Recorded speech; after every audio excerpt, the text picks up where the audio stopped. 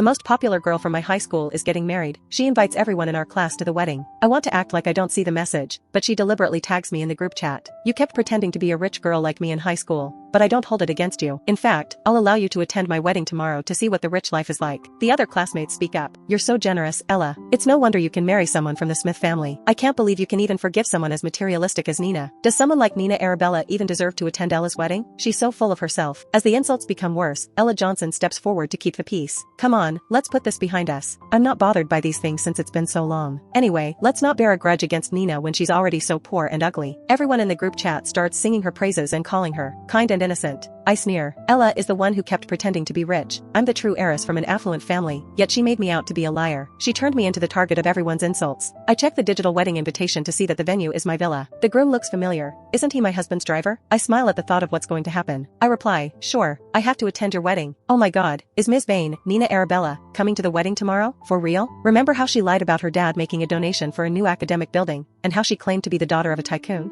She tried to copy Ella Johnson. How does she even have the nerve to show up? True, Ella was too kind to call her out back then. If it were me, I would have made her beg for forgiveness and transfer schools. Our class group chat erupted into chaos once my attendance at Ella's wedding was confirmed. They pointed fingers at me, just like EY did in high school, accusing me of being a poor girl who faked my status. In their eyes, Ella was the real deal. In the past, I had kept a low profile and spent most of my time on my studies. I did not dress up or make friends, and I looked just like a nerd. In contrast, Ella was youthful and eye-catching. She was familiar with the high society lifestyle, which misled everyone into thinking she was the daughter of a tycoon. That was why they sneered at me, the way they did in the group chat. I snickered coldly while wondering if their attitudes would change once they saw me at the wedding. Ella's wedding was hosted at a villa the next day. To flaunt her status, she spent a fortune to make the venue look extra grand. The empty villa had been adorned with exquisite decorations. Staring at my villa, which had undergone massive changes, I pulled out my phone to ask the butler about it. At that moment, I spotted Ella's lackey surrounding her in the main hall. They were fawning over her. Ella, your wedding is grand. The villa is so spacious. And your wedding dress looks expensive. I assume your husband is loaded. Of course he is. Ella is marrying the CEO of Novolux Group. He's the cream of the crop. Did you know he pulls in an annual salary of a few $1,000,000? He's hot and rich. How I envy Ella. She grew up a princess and found herself a prince. The classmates gushed about Ella, who looked smug from hearing all the praises. I was surprised to hear Ella introduce my husband's company, the Novolux Group, as her husband's. With a hint of mockery, I taunted her. If your husband is that rich, why would he borrow someone else's villa for the wedding? My words cut through the air, drawing the attention of Ella and her clique. Their smiles vanished and were replaced by sour expressions. With their arms crossed, they sneered back at me. Nina Arabella, can't believe you actually had the audacity to show up. Have you no shame? Besides, the villa belongs to the family of Ella's husband. Why are you being snarky? Jealous much? Hey, Ms. Bain, where did you get your hands on that counterfeit Hermes bag? That logo looks damn fake. When are you going to change that vain habit of yours? They jeered at me, just like they once did in school. I snickered quietly. Back when I was in school,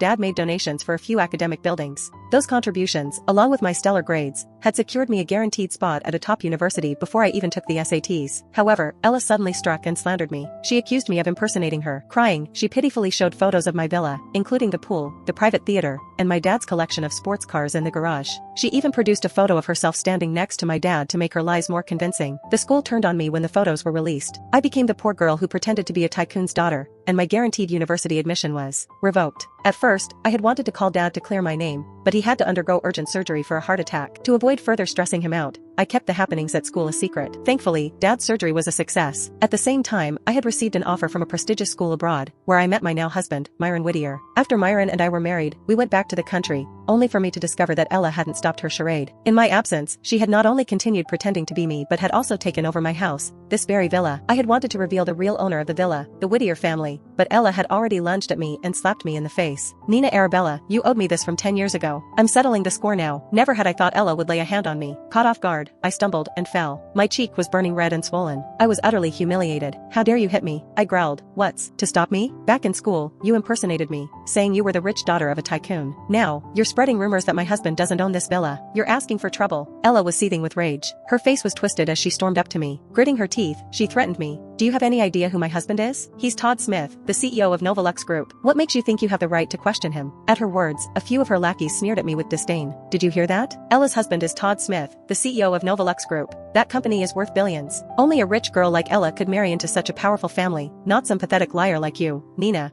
you shameless fibber. You impersonated Ella in school, and you're now spreading lies about Ella at her wedding. Apologize to Ella right now for looking down on her. or don't blame us for getting rough with you. Don't waste time with this lowlife. Nina, you've crow, said the future wife of the Novolux Group CEO. Girls, let's teach her a lesson for Ella. With that, they charged at me. They yanked my hair and slapped me across the face. The sting from the slap was immediate. I was stunned, but they weren't done. They shoved me to the ground. They cursed me, kicked me, and tore at my clothes and bag. Pain coursed through my body, and my rage boiled over. I shouted, "Stop. This villa is mine. Get out." Taken aback, they paused for a moment before bursting into laughter. Their voices dripped with mockery. Looks like Ms. Vane is acting up again. This time, she's not pretending to be a rich girl, but she's claiming to own the villa. Ha ha ha. It's ridiculous. How can someone be so shameless? She's a compulsive liar. She's spitting out such ridiculous nonsense. Ella's face twisted with even more disdain. You really don't know when to call it quits, do you? I was being kind to you in high school when I ignored your attempts to assume my identity. Now, you're here to ruin my wedding. I won't play nice if you upset me today. She lunged at me. Her sharp nails raked across my face and body, leaving cuts that soon began to bleed. The group yanked off my jewelry and smashed it on the ground before ripping my clothes apart. In no time, my clothes were in tatters. I was almost fully exposed. Trembling with fury, I pulled out my phone to call the police, but Ella kicked it out of my hand. I said through clenched teeth, "Enough. This villa is mine. If you don't believe me, get the butler to bring the property deed." They all froze for a moment. Just then, a car could be heard outside, and someone shouted, "Ella, the butler is here." Ella's face changed, and I let out a sigh of relief. Finally, someone could prove my identity. Just as I was about to call for the butler, John Kaminsky, I saw him approach Ella. A broad smile appeared on his face as he eagerly handed over a set of keys. "Mrs. Smith, you look so beautiful today. These keys are FR. Mr. Smith, he asked me to give them to you." Ella's face beamed with pride as she took the keys. Then, she pointed at me. "John, you've come just in time. This madwoman keeps claiming she owns my villa. Please tell everyone whose villa this really is." "That's nonsense. This villa belongs to Mr. Smith." John grinned obsequiously, practically licking Ella's boots as he spoke. As soon as the words left my mouth, everyone looked at me with even more disdain. Some even spat at me. Fury rose within me. Ignoring the blood dripping down my face, I gritted my teeth and glared at the butler while shouting,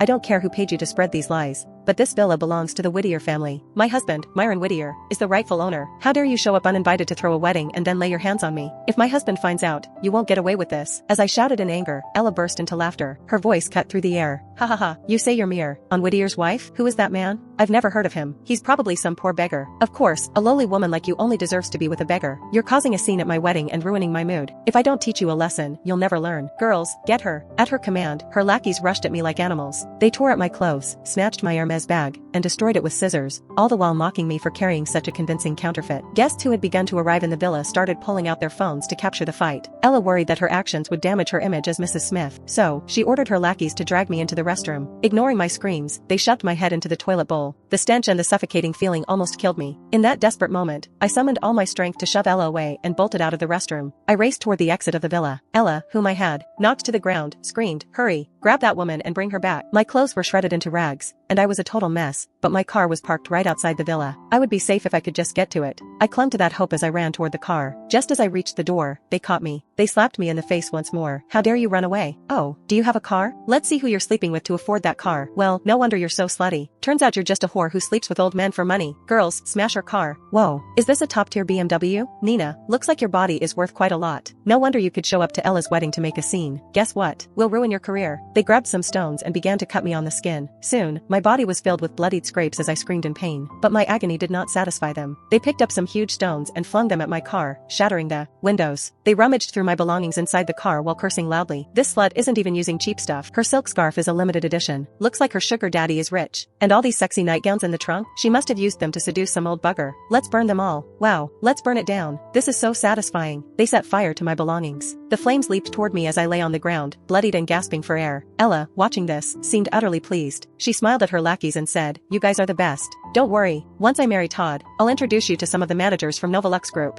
You'll all get to feel what it's like to have a successful boyfriend." The lackeys cheered and rushed over to thank Ella. They nearly bowed at her feet. Just then, the groom finally arrived. Todd stepped out of the car. He saw the flames and frowned as he walked over. "What's going on? Why is there a fire?" Ella immed. I rushed to him and said, "Don't worry, darling. She's just a vain, slutty woman trying to ruin our wedding. I've already taught her a lesson." "Who's trying to ruin our wedding?" Todd's face darkened as he wrapped his arm around Ella and coldly huffed. "I'll need to take a look at the woman who has the guts to do so." He marched straight toward me, grabbed my hair, and yanked me up. My bloodied face made me almost unrecognizable, and Todd's eyes briefly flashed with disgust. Just as he was about to throw me aside, he suddenly froze. Staring at me in shock, he stammered, "Mrs. Whittier? Why are you here?"